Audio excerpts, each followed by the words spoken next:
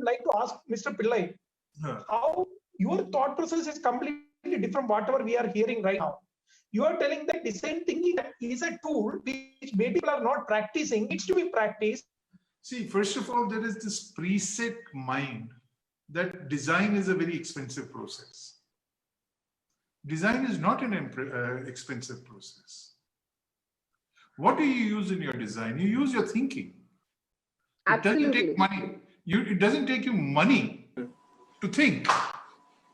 I have one objection here, sir. Yeah. Because with this same mindset, the clients treat the innovators and design people.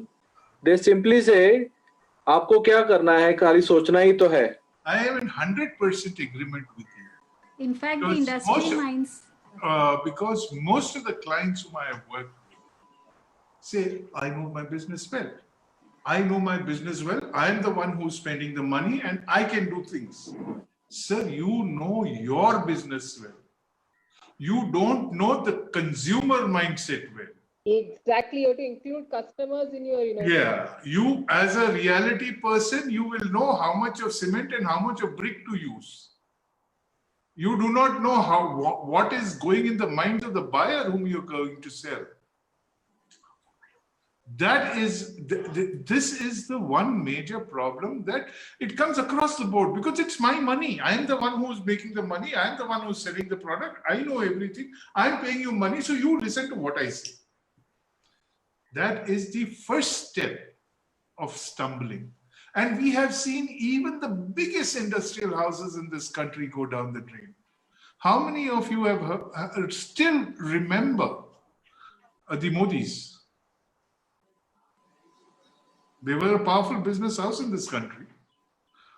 The Birlas, the Dalmias, they said, people will do according to what I want. And why go so far?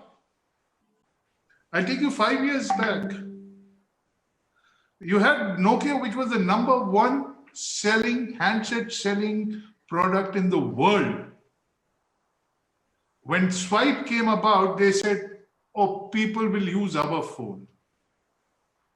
In 5 years, Nokia from the #1 handset seller in the world has come down to a naught. That's how fast the transitions are taking. So if I sit down in a high chair and say that, boss, it's mine, I know. And who has actually prospered in this whole process of businesses? Who has actually processed? Those who have gone with the consumer mindset. They are the ones who have actually progressed. Reliance per se, as compared to the Modis or for the Birlas and all that, is a pretty new company. But they understood what the consumer wants because they know that that is the end product, end user that I have to reach out. The basic problem comes when I am not being able to understand that the market has changed from a seller's market to a buyer's market. Up to the 70s, you only had an ambassador in a Fiat. It was selling for donkey's years.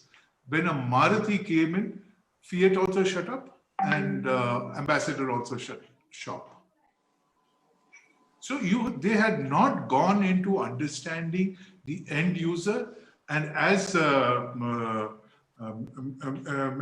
Pathak has very nicely said, they don't mind spending 60 lakhs and 70 lakhs on a Range Rover to come to your place, but they will have a big problem in spending that 5 lakh rupees doing an innovation.